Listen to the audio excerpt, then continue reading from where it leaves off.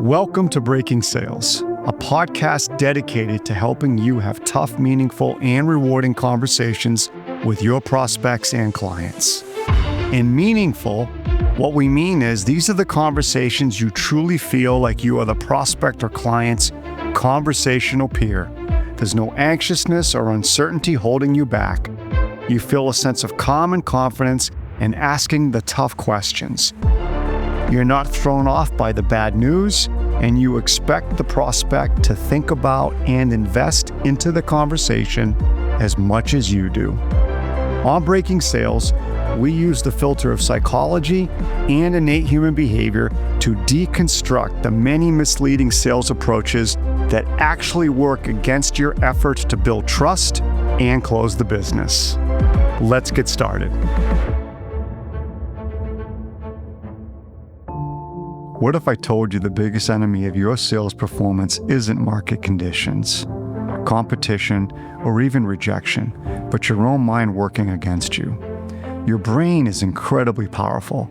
The problem is, it doesn't always tell you the truth. It's hardwired to keep you safe, so that when you think of doing something new and/or different, it tells you a story that emphasizes what could go wrong and pushes you to avoid the experience. It convinces you that you already know how conversations will unfold before they even begin. You are more prepared for the negative, so your approach can often be cautious and defensive. Today I'm joined by resilience expert Erez Avramov, known as the man who refuses to die. After surviving 3 near-death experiences, Erez has developed a 5-stage method for building resilience and rewiring how we respond to adversity. I asked Erez to join our podcast to help our listeners continue the hard work in developing more conversational resilience. We will explore how your mind can hijack your conversations before you even pick up the phone. You'll learn about his process for counteracting that self-sabotage and transforming adversity into an advantage, a process that's useful for anyone dealing with mental barriers in sales, leadership, or life. Before we dive in, don't forget that Breaking Sales YouTube channel is now available live. If that's where you like to listen to your podcast, be sure to subscribe to our channel so you never miss an episode. And if this topic regarding resilience resonates with you, you might also be interested in one of our earlier episodes on resilience. Episode number 6, From U.S. Special Forces to the NFL to Sales with Brian Decker. And now let's get into our conversation with Erez.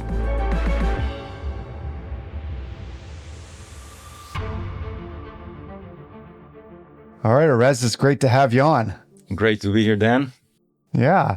So I did some homework and I went to your TED Talk and stuff, and story was actually amazing. It was really fun to listen. Yeah, I'm happy you enjoyed it. It's we find it all the time. It's life events that happen to us, and then what kind of meaning do we give them, and how do we work with them? So for me, it's always been there's something in challenge that is an invitation to something greater. How do you unpack it? How do you use it? Is a lot of probably what we'll talk about today as well. Yeah, I mean, I don't want to be spoiler alert for any of our listeners, but there was one part. Maybe we just dive into it. There was this one part of the story in particular that I thought was captivating. It was the phantom pain part. If you want to kind of maybe explain that to the listeners, but how you overcame that. And that process was truly a combination of mindset and your self-talk and that resilience. Again, don't want to be a spoiler alert, but I think it's just a great story that we all could learn from. Yeah, and I think just to frame everything that people get a bit of a context, the TED Talk is all about basically me surviving 3 near-death experiences, but one of them was extremely powerful. It was a car accident that left me broken into a billion pieces, and the recovery from it came to a point where I had to make the toughest decision in my life, and it was to amputate my leg. And when you amputate a limb, there's a side effect that's called phantom limb pain. And that is really a condition that the whole brain is wired in a certain way, and now reality is different. And this happens in life, in day-to-day life, be that in sales, in negotiation, in decision making. We're wired in a certain way, but then life comes at us from a different place, and all of a sudden this wiring doesn't work as it's supposed to, and we get a bit of a short circuit. And in a physical body, that means that these pains are delivered because of, the neural signal from the brain goes into a place where there's no limb, and then it creates a lot of pain in return. So I went through a process how to rewire the brain. And Yeah, it just doesn't stop. I think you were saying like your brain doesn't stop sending signals to the leg. It's still sending them. yes, yes. And this is how we live throughout our life. We have experiences that wire our brain and our worldview in a certain way. And the ability to adjust, the ability to be flexible and adopt in real time is magic. And this is really a lot of the lessons I've learned and chose to teach today to more and more people.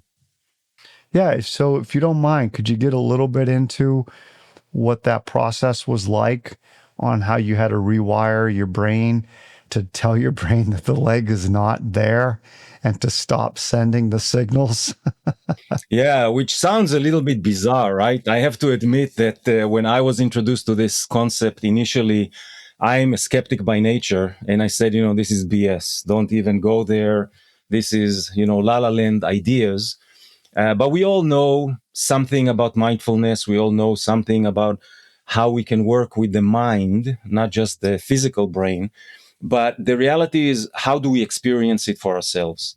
And this is something I have learned over time, that unless we create an experience to validate our results of it, everything becomes theoretical. And when we stay on that level, it's not very implementable.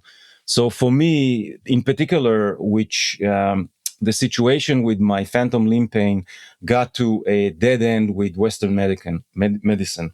It's just the therapeutic approach was something that created more side effects than anything else, and the pain was intolerable. I was disabled. I couldn't sleep. I couldn't work. I had pretty much no life at that period of time.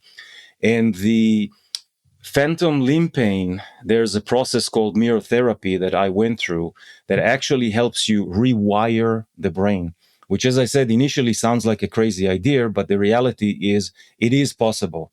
Now, in my situation, it was very black and white.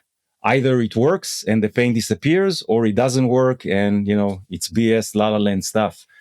But what I've learned through the process was that I was the bottleneck initially to even allow the process to happen. And I think this is great in the context of a conversation around mindset. And even when we go into a sales situation or a negotiation situation, there's a certain way that we enter that conversation. And if we're too rigid, too wired as to, oh, I know the answers, or I think that I can handle it in a certain way, or I heard all the objections 1,000 times, I have it all, scripted and I can reply, it doesn't really work in real life. The ability to be in the moment and to adjust according to your physiology, how you feel, how you interact with someone on the other side is everything. And my experience just showed me that without that, these processes don't work. So I want to connect it for our listeners, because I do think you are absolutely spot on. There's a huge connection here. What was the self-talk then? What was some of the, literally some of the processes, no matter how mundane, if you can share, please do, but what were some of the processes you had to go through to mentally tell your brain, stop, and shift that pathway, for, I guess, a lack of better terminology? Yes. And, I think what could help during the conversation is I actually developed an entire methodology around this based on the experience, because I didn't do it only once. I had to do it 3 times. Every near-death experience on my end created a scenario that I had to test this model and to see if it works. And basically, I created a pathway that has 5 stages to it. And maybe I can share what I went through, and we can utilize the same kind of steps into the in the context of, be that sales or decision making or whatever the case may be. So I'll start with the first one. It's really, I call it command your state. And there is something very intriguing that I've learned in this process. And initially, I thought it was all about the mind and how we think and what mindset we start with. But what I realized it was the other way around. It wasn't to begin with the mind, because the mind is very tricky and not necessarily tells us what we need to do. The body is way more precise. And the signals that we get from our body, if we know to be aware of them and understand them, that is the entry point into self-control. And really, then at the end of the day, I think the conversation around resilience and how we integrate it in day-to-day life, for me, it's how do you stay calm and focused when the shit hits the fan? That's really what resilience in day-to-day life is. It can be a tremendous situation like a life-threatening condition or a car accident or something horrific, but it could be the simplest thing as you hear a rejection or somebody speaks to you in a certain tonality and it triggers you, right? And then you start, you get straight into your mind and you start to build a story around it. What I've learned is that before you let that story and your conditioning take over, you really need to be aware of the body. How is the body responding? And when we get tense and when we get uncomfortable, the first response is from the body. And that what happened to me when I was starting to work with this process of rewiring the brain. My mind started to go into its own stories, but my body started to react. And these reactions could come in various ways, right? Your heart rate can be elevated. Maybe your palms start to sweat. Maybe you get tense in your shoulders. Maybe you get a headache or something happens physiology wise that for me, that's the first indicator of something is going on. And if I can get aware to that condition, now I can ground myself. And I found that many times when we start to intellectualize the situation, we fall into what I call the second stage of, the resilience edge methodology, which is own your story, because we immediately fall into the trap of meaning to what has happened based on filters that we've developed on previous experiences. And I'm sure, you can probably talk to that as well in terms of how quickly that story can take over and just dictate the entire interaction. Well, it makes me, I mean, we're not talking life or death here on my end, that's for sure. But it does make me think about the simple, I shouldn't say simple, the important activity and behavior of outreach, right? I mean, if you're in sales, and you and I, right, we know all about that, but if you're in sales, outreach is important. It's an ongoing necessity. And the story can vary that you tell yourself. So, you have the outreach on your calendar. There's 2 hours set aside, right? You got to go send emails to people you don't know, hoping one or two or anybody even responds at all, right? One story is, nobody needs to talk to me right now. Nobody wants to talk to me. Everybody's so busy with their own world right now. Who wants to hear from me? There's a story. Or the other story might be, there are people who may not want to talk to me, but there are those who will. And if I don't reach out to them, there's no chance we're ever going to have an opportunity to connect. That's my responsibility, is to go find them. Yeah. Right. So that's what I think about when you say become very aware of the stories that we tell ourselves. Yes, and the interesting part is that before the story takes over, if you start to notice your physiology before you even enter that conversation, right? Like you open up your calendar and you see that block for 2 hours, how do you respond physically? That is a huge indicator as to where you are in your state and how you will operate while you try and do the outreach. Because if you're already tense, if you're already exhausted, maybe you didn't sleep well at night, or you opened up your emails before the outreach and you saw all these crazy messages and maybe rejections and or lack of interaction, and now your body responds. And if you learn how to start and change the physiology first, I have a particular protocol that I teach my clients on how to really get grounded in the body again and just reset the tension out. So now you can start and think clearly. Because if the body is still tense, even if you tell yourself the story, no, I need to do the outreach, people are waiting for me and whatever, you're fighting against yourself. If you release that, now you're in a much more receptive place to actually do the work without being too attached to the results.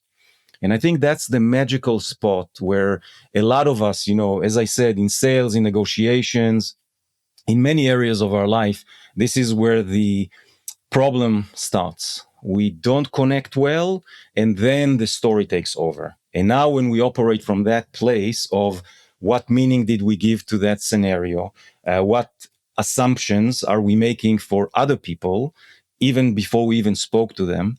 I'll give you a prime example, right? I mean, email outreach, the worst thing in the world, or LinkedIn outreach, right? You send messages, people don't respond. Maybe you have a tracking software, you can see if they opened it or saw it, and still now you go into your mind and you create a story. They're not interested, they ghost me, they don't like what I have to say, and all the rest of it. And I'll give you an example from my private life, in business life.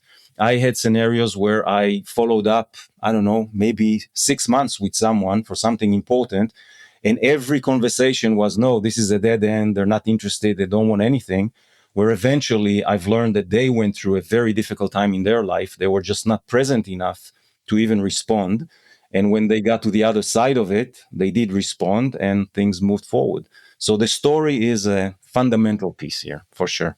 You bring up a really great point on that, Erez. I remember probably 4 or 5 years ago, it was a large opportunity. We had gone through the exploration process. They were very interested in hiring our firm. We did a proposal for them. It was a big proposal. There was a lot of people they wanted to train and develop. Had a great meeting with them, gave the proposal. Everything seemed to be a go. And then they went silent for 4 months. I followed up, I know once, maybe twice over the first 30 days, but then I left it. I just said, look, other things have come up. That's understandable. If and when you're ready or this becomes important again, please feel free to reach out. Sure enough, they reached out in 4 months and said, we're ready to go. But the stories I was telling myself were, where did we go wrong? What did we blow on it? We must have screwed something else up, right? We didn't connect well with them. All those stories that you share, they must have chose somebody else, somebody better than us, all of that. Yes. And then what happens? We buy into our own bullshit, and now our self-confidence is eroded. And now this seeps into every other activity that we try and do. And all of a sudden you lose your confidence and you lose the capacity to show up in a certain way. Because, this best, especially in sales and in negotiations, the energy that we hold, the position that we're in, dictates everything. That energy, unseen energy almost, that is being exchanged, even if it's online, even if it's over the phone, doesn't have to be, in person. That energy has a huge effect on anything. And, this is stuff that I've learned throughout even my personal experiences, when we talked about the amputation and the phantom limb pain, and the process I went through to rewire my brain was to actually contradict all these ideas, preconceived ideas I had in my mind, because I had a story about it too.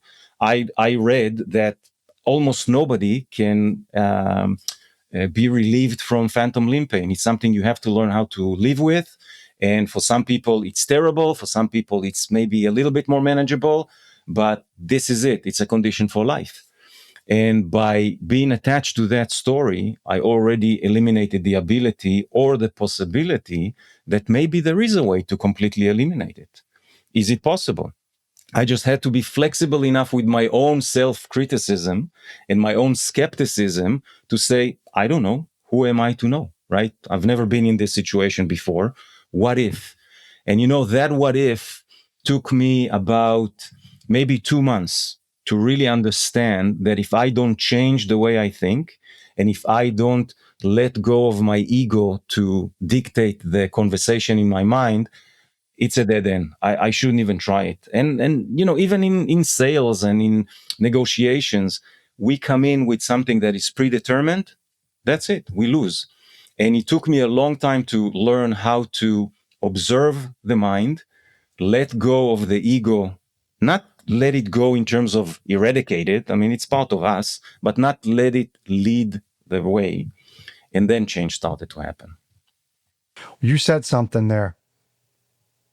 I liked it a lot, that be careful of the predetermined outcome or predetermined result. Can you share a little bit more about that? Yes. This is, I think, fundamental to all of us to understand that as human beings, and I've studied a lot human behavior, first of all, to understand myself, and second, because I wanted to create change in myself and afterwards in others, we have to really know how we are wired to begin with. And many of us know that a lot of our experiences, our culture, upbringing, society, what we expose ourselves to, be that social media or any other type of information, has a huge impact on how we create a self-belief system through which we see the world. And we can become so diluted by that view of the world that we almost like walk with blinds all day long. And when we get into situations that are challenging, that are difficult, or maybe we try to change something in our own behavior or our own way of how we show up to any area of our life, and we hit, I call it the glass ceiling. We try to make the change. Maybe we read the books, we listen to the podcasts, we go and watch something and we're all pumped up, but then we hit that glass ceiling all the time. And that glass ceiling is really that predetermined way of how we see the world and how we operate. And until we are able to see that we are the bottleneck for ourselves, we can't really move forward. And there's a process to unpack that. There's a process, that I share with people on how to understand how you're wired, why you're wired, and then you can open the door and start to introduce change. Because how many of us try to change so many things in our lives and it's so difficult. I call it phantom habits. It's this anchor that holds us back all the time. While we try to move forward, it pushes us back, and it's a game. It's almost never ending unless you cut the lines and release yourself from it. So in your experience, when you were going through some of the things that you were going through, how did you coach yourself? That's a great question. For me, I'm a student of life. I've always been. And my background, I think what gave me a bit of an edge, I was an elite commando soldier in my early years. And I was introduced into an environment that dictated a certain way of how you learn to adapt to different environments, different stressors, different conditions. And, I thought that as an adult, after my military service, this would be my, superpower, right? Like, oh my God, I'm like this elite commando. You can, fight against everything. You're unbeatable, invincible. And what I've learned in civilian life, and especially when I was fighting for my life in the first car accident, was that I created an armor around me that was so thick and was so strong that there was no chance in real life I could operate as if I'm a soldier now. And that realization took me a long time and a lot of self-work to start and dismantle the image, dismantle the armor, and understand that life comes from the inside out and not from the outside in. So to your question is how I coach myself, I think these real scenarios in my life introduced a point of time where I had to ask real deep questions. And the questions were either self-reflective, I use a lot, journaling and writing my thoughts down and have a conversation with myself to understand myself, but from a very gentle, real place. It's not about motivation. It's not about faking what I have to say or anything. It's really putting down on paper, how do I see things? What do I say to myself? How do I interact with them? And then pursue some solutions. Some solutions are self-studied. I've studied for years. I almost got a PhD degree in health and behavior and psychology and things like that to understand myself first. But there was a point where I needed outside help, from counseling, from therapy, from specific, professionals that have already identified certain ways on how to move in the world. And that really helped me a lot. So I used that throughout time and built a very strong foundation to understand myself first and then work with it. One of the things that, Erez, you said, how did you stay patient with yourself? Right? Because when I hear your story, I think about the different ways I speak to myself over my journey, right? And there were definitely times I'd be like harsh on myself. I'd be like, all right, Dan, get your head out of your ass. Like, what are you doing?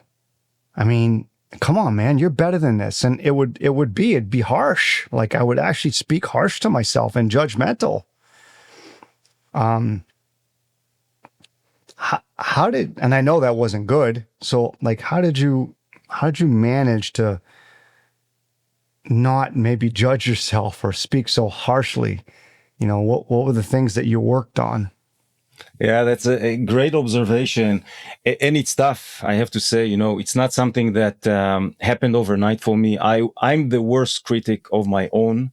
And most of us, especially high achievers, especially people that gravitate towards professions that involve, risk taking, sales, negotiations, leadership at a high level, we are the worst critics of ourselves.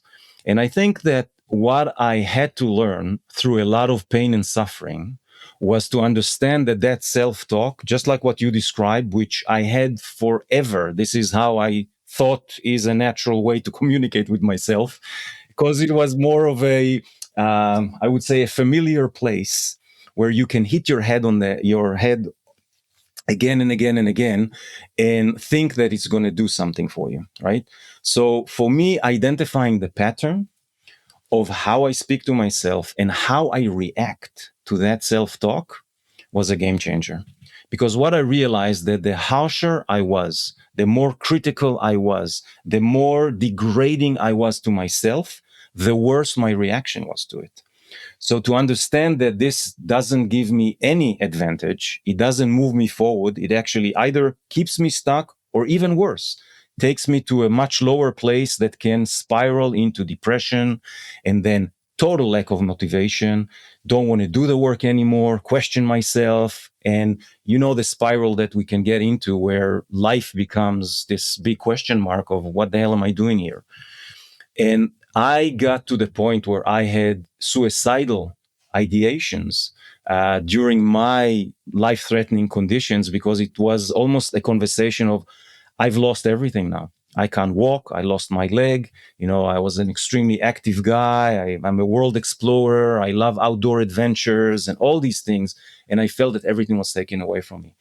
And that conversation became so repetitive in my head that it enhanced my depression. It almost guaranteed my deterioration. And when I hit rock bottom, understanding that has to change, because if I'm going to continue from that place, this would be detrimental to any advancement I try to do.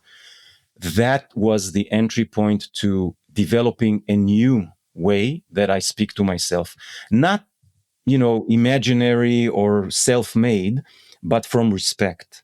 And you touched on a very powerful point, patience. And I think that for us, especially, people who are driven, a personality, kind of risk takers, patience is something we almost educated ourselves that everything has to happen at a certain speed. Everything has to happen according to my will, and understanding that life doesn't operate that way. Look at nature. There are seasons, there are timelines that things happen. We have to respect it within ourselves. We're not different to that. And the more I learn to start and shift, not everything at once, but every time just, I identify a self-talk that is very detrimental to my mental well-being, I would write it down and I will replace it with something else. And again, it's a long process. It didn't take me overnight or, do affirmations and come up with this. But eventually It's a journey. It is. It's a journey. And that's what I hope our listeners take away is it's a journey. If this conversation is hitting home for you, here's a reminder to check out the interview we did with Brian Decker, former director of team development for the Indianapolis Colts, in episode number 6, From U.S. Special Forces to NFL to Sales, available on Spotify, Apple Podcast, and YouTube. In addition, you may also enjoy these other 3 episodes. Episode 93, Your Mindset Impacts Your Results. Number 131, Stop Labeling Conversations as Bad. And number 133, Routine and Cognitive Function with Dr. George Everly. When you started to hit on the right self-talk for you, how did you know? What were the kind of feelings that you had that you were hitting on something that it worked, that meant something to you? Yeah.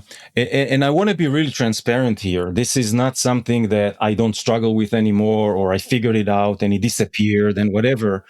But here is one thing that I really learned that was powerful. And then when I started to work with other people, from executive level to business owners, I started to see what happens in their life too.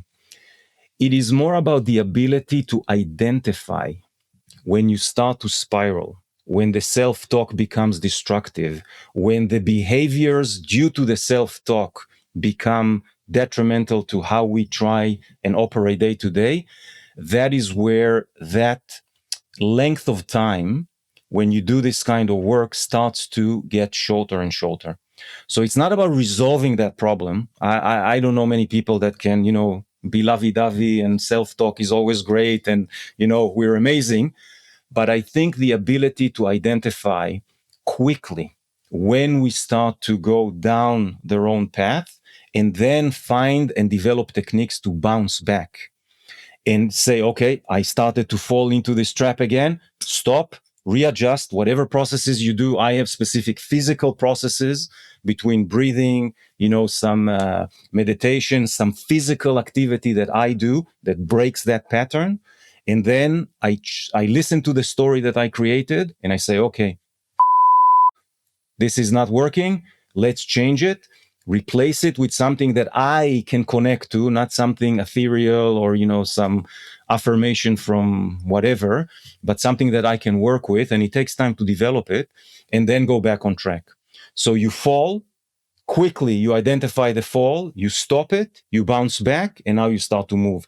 And the beautiful part then, and this was amazing for me to see because I was a guy who was all or nothing most of my life. And I said, either it works spectacularly well or it's BS and I don't want to do it anymore. And I've learned that the incremental changes, if I don't question them and I just do a little bit more and a little bit more and a little bit more, all of a sudden in a few weeks or a few months, again, depending on the environment you're in.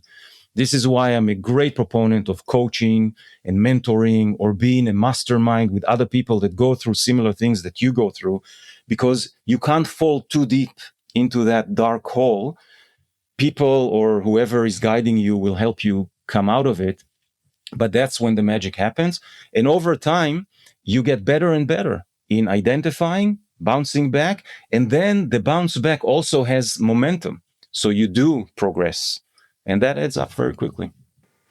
Yeah, it's funny as you were talking. I have to admit, and the audience doesn't know, the listeners don't know this, but I have a cold, obviously, and I've had to stop us twice, as you know, so I could sneeze and so forth. And each time I'm thinking to myself, come on, Dan, get your shit together.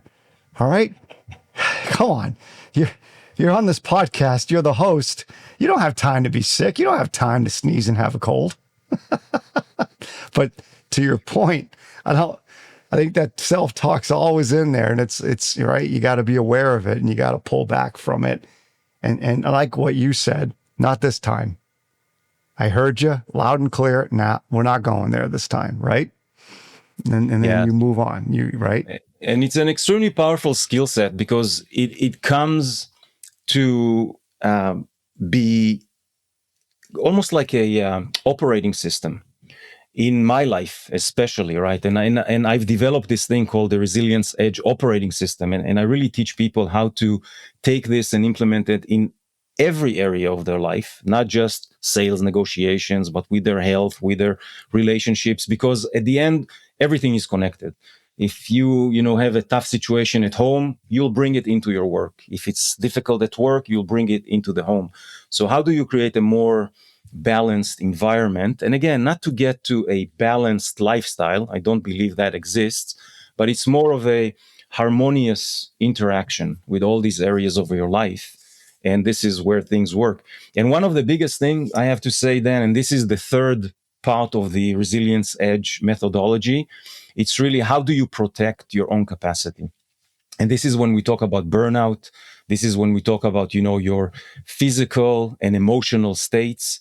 And I've learned for myself, especially if you're, a more of a, as we said, an A-type personality or a driven personality, the need, not the idea, the need to keep yourself in shape physically, eat properly, sleep properly, all the basics that we all know, but we're trying to hack life. This whole biohacking conundrum out there, unbelievable when I see somebody who will spend tens and thousands of dollars to try and biohack their life with supplements and devices and all that crap, while their internal mechanisms of actually taking care of the basics is not even there, is ridiculous for me.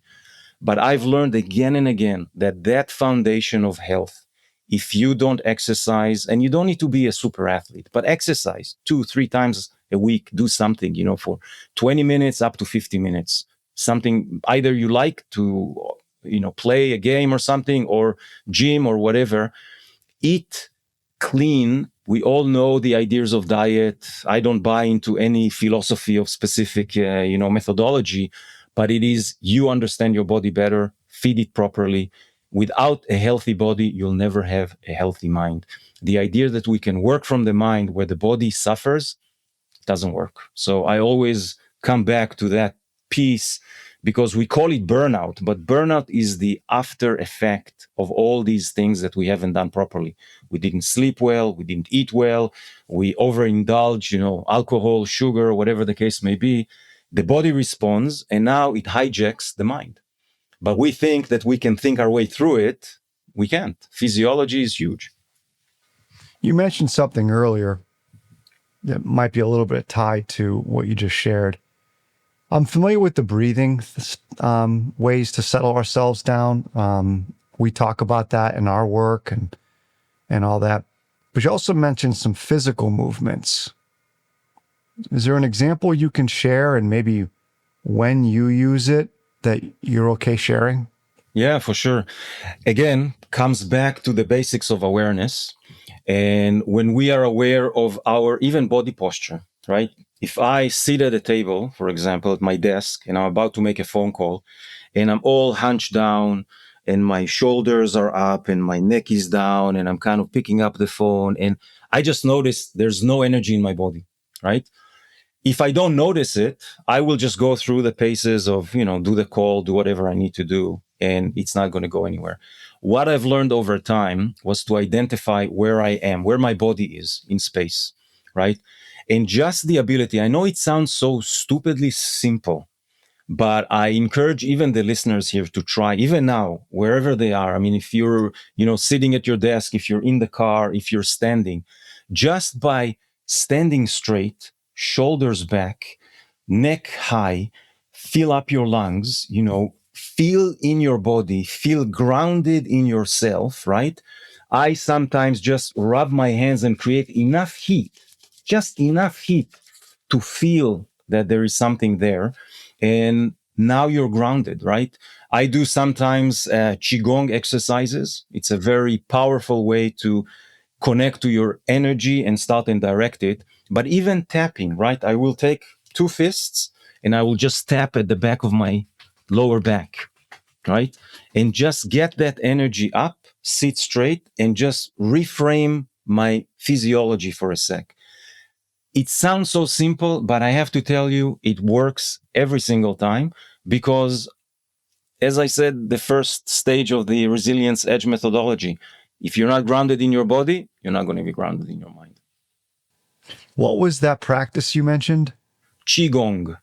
Okay. Qigong is an Eastern, came from the martial arts of Eastern philosophies, kind of Tai Chi, Qigong, they all come from the same family, but it's a lot about energy control versus, just martial arts or things like that. And energy control. So that's intriguing. Is there a time that you would do that practice? Is it a morning thing? Is it an anytime thing? Is it an evening thing? Yeah, I would say it's curiosity based. We will be attracted to do something on a consistent basis if first we're curious enough to experiment with, and second, if we believe before we know the results that it's good for us. For me to understand that everything is energy, everything we do, mind, body, food, communication, it's all energy. How do you control that energy? It's a lifelong skill, but it also has to be adjusted to how we operate in life. I can say that I found Qigong throughout my journey and it resonated with me because it really grounds my energy and I can work with it. Somebody else, maybe it's too ethereal for them and it's not something they even want to try. So I would say experiment and then see what works for you, because I'm the greatest proponent of try, see the results. If the results are something that you can work with, now you validated that it's true for you. Now you will work with it on a more consistent basis. Yeah, the experimentation is so important. Yeah. Yeah. And it's exhausting sometimes because we're all exposed to all these different methodologies and people try and sell us on this, new hack of do this or do that and it will solve your problems. Personally, I don't believe there's any solution that could be, kind of delivered in one package. It's small solutions that you design that work for you. And sometimes you need a bit of guidance to kind of navigate through this process, but sometimes you find it yourself. I think it's a combination. Depends on who you are, but I think all of us need guidance. I think there's certain things we can accomplish on our own. Obviously, you've been through that, but I also think we need guidance at times too. Yes, I think we have too many blind spots and we have behaviors that are so embedded in who we are and how we do things that you need someone from the outside. I always had coaches throughout my life because they're like a mirror, right? I mean, even the work that I do today, and I'm privileged and honored to do this kind of work, is to put a mirror in front of my clients and reflect to them where they are, how they think, how they behave, what are the circumstances and the consequences of that, and work through their worldview to make the adjustments. On our own, extremely difficult to do. Out of curiosity, I've gathered 1, 2, and 3. Can we hear 4 and 5? Yes, of course. So number 4, I call it in my operating system, it's lead your signal. And once you went through the first 3, which is really more personal, right? It's embody yourself in the body, learn about your story in the mind and how to change it, and then how you protect your environment, not to get into burnout. Now, the 4th stage is really how do you project that to the outside? How do you harness that energy? How do you harness that state of mind and you bring it into everything that you do? Be that a sales call, be that negotiation, be that a conversation with your children, with your spouse, with your parents, whatever the case may be. We have, and I go back to this energy side, we hold an energy um, capacity that when you learn how to work with it, it is extremely powerful. And we can project that energy. I always give the example, you sit in an office, maybe a few of you are getting ready for a meeting or something, and then, one other team members come in and they're completely have no energy. They're depressed. Their whole body posture is down. They talk about all the terrible things that happened to them on the way and the news. And all of a sudden, the whole energy in the room drops, right? And now all of us are affected by that energy. But imagine that person walk in the room and they are extremely in their body. They're enthusiastic. They're happy. They're charged. They're ready to do the work. And even if you felt bad or a little bit down, your energy will be elevated. And I think that's one of the superpowers of leadership with awareness is you understand that you have an effect on other people. And this is how you bring it into your world now. I would say from my experience, that's the most powerful version of that is the quiet energy, right? Where the person may not be at all, right? The rah-rah. But when they walk into the room, you pick up right away the positivity, the go get them attitude, the resilience, right? Whatever it might be, you just sense it. Yeah. And that's their energy field, right? Because they are in it and they project it. But in order to project it, they have to do all these other stages we talked about to consciously hold that space because it's easy to be affected by others. So even that quiet leader that you just described, I would say that's I call it the anti-fragile leader. Anti-fragility is a concept that says every difficulty, every challenge, every situation that tends to almost break us actually can make us stronger. And when you get to that level where you can be so quiet and your energy just projects outside without any effort, that's mastery. Right? So that's the fourth one. And the fifth one is really how do you now take that world and abilities that you have created and how do you turn that into impact? So how do you take adversity? How do you take challenge situations? How do you take, communication breakdowns, sales rejections, sales slumps, whatever the case may be, and consciously through that process now, because you're so grounded, you're so honed in, now you're going to use this as a leverage for impact and use it as an advantage. That's the fifth stage. And this is where all these pieces come together to actually be almost measured by an ROI. Because now you have a specific project you're working on, a specific challenge that you're trying to resolve, and how you operate through that and what is the outcome, that's the fifth stage. What would you say to people as you've gone through those 5 stages? What would you say to people who would say, because I know you've heard it, they don't believe in self-talk? Well, if you don't believe in self-talk, you just had a self-talk conversation with yourself right there. And you just validated your own limiting belief that you don't believe in self-talk. And self-talk, is one way to describe a conversation that we are privy to. Anybody can give themselves a different definition of what that thing is. But if you're honest with yourself, there are always at least 2 voices in your head. For most of us, there are probably 7 or 20, but let's just keep it simple, and it's 2. And the 2 voices, you hear them right now.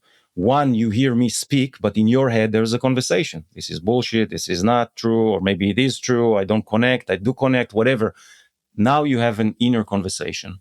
And that, when you start to learn that it exists and that you actually need to pay attention to it and to understand that that conversation, the stronger voice, which could be a very negative voice, will lead your behaviors. When you enter to that conversation, things can shift. Well, I mean, in our work, our research, all of that, I mean, there's no doubt human nature, we function more from a negative bias than anything else. And there's a lot of evolutionary psychology that backs up that and a lot of research now.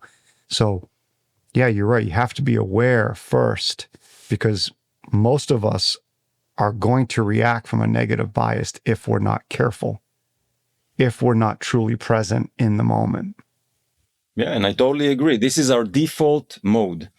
And it served us, in many situations in life, especially, ancient survival scenarios where where we needed to protect our lives. But unfortunately, it was wired into everything that we do.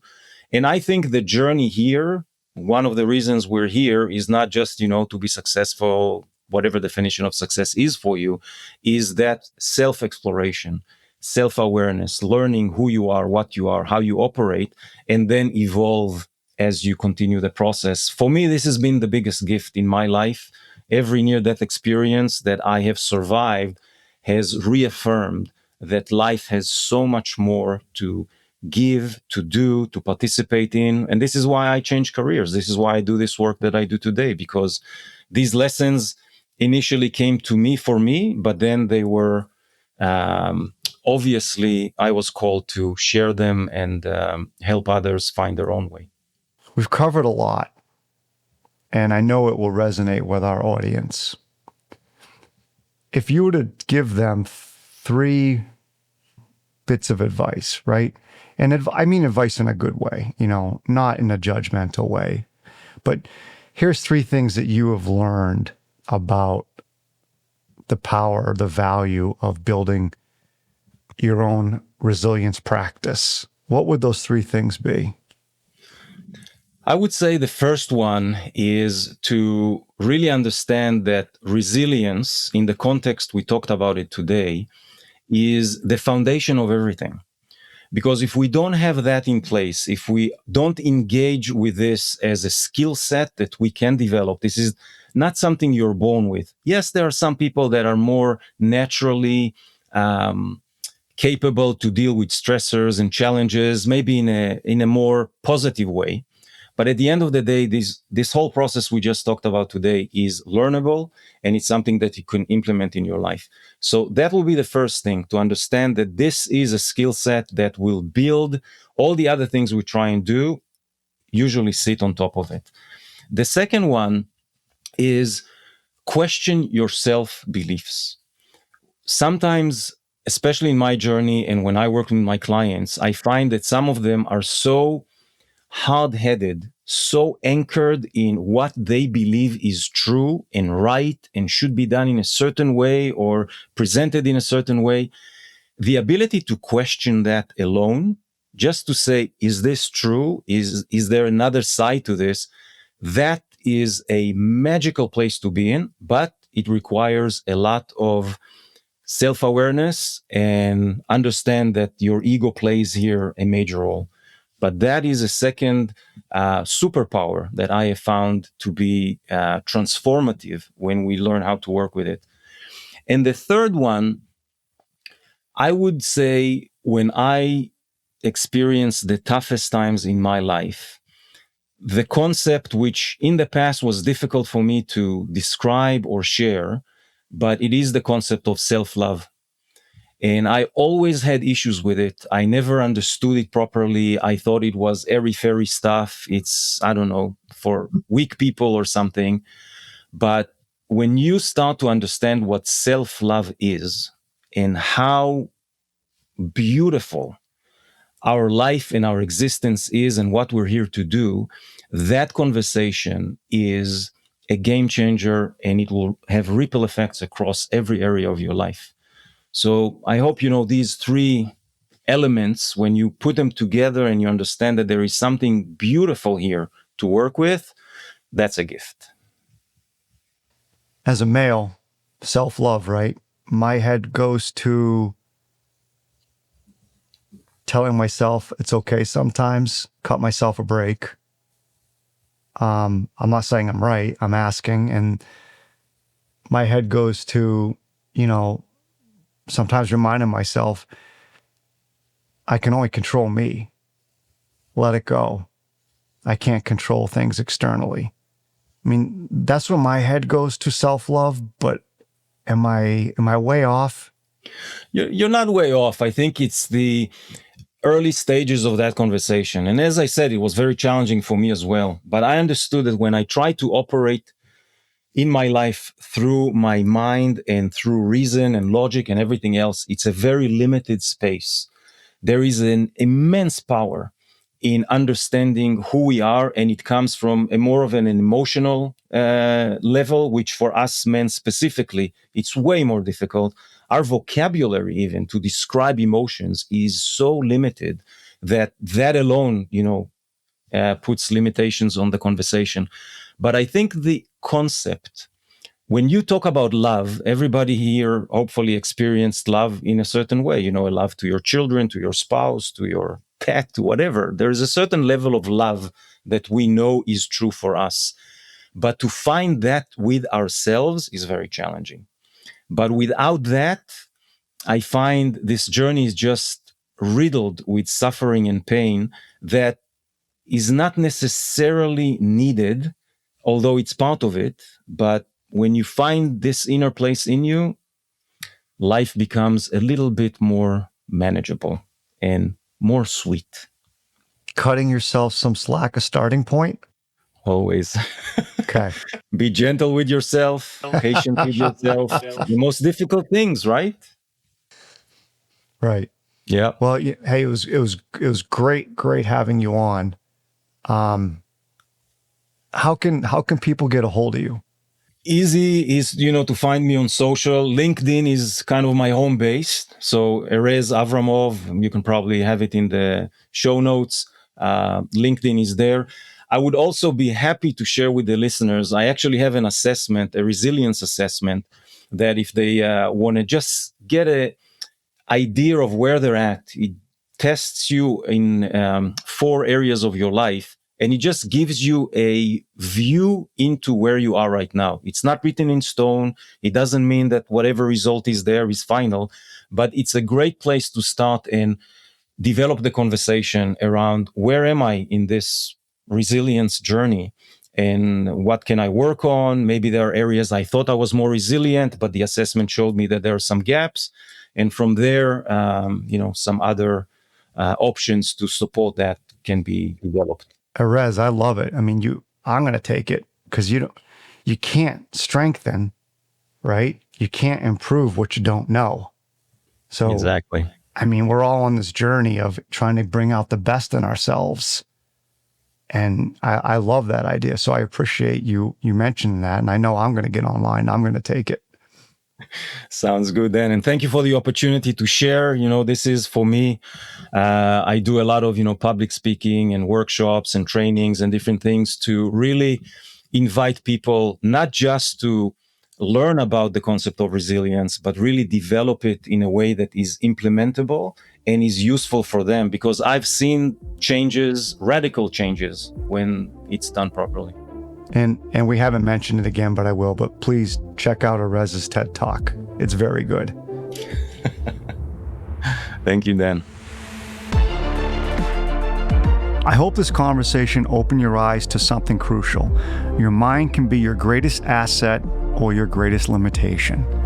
It will tell you stories about rejection before you've been rejected. It will make assumptions about prospects before you've had any real conversations with them. It will convince you that your way of seeing things is the only way. Erez's story shows us that your mental power can be redirected. It's possible to learn to work with your mind instead of against it, to spot when your brain is sabotaging you and be able to course correct. So the next time you're about to make a difficult call or have a challenging conversation, remember Erez's approach. Notice the story that your brain is telling you. Your brain is selling you a false narrative to try and keep you safe in the short term, but it's at the expense of the long term. Everything that you want is on the other side of that curated fear and uncertainty your brain is pitching you. Thanks again for listening to Breaking Sales. For more insights on building your conversation resilience under pressure, once again, you can check out episodes number 6, number 93, number 131, and number 133. And if you enjoy our work, we'd love for you to leave us a rating and review on Apple Podcast or Spotify. Until next time.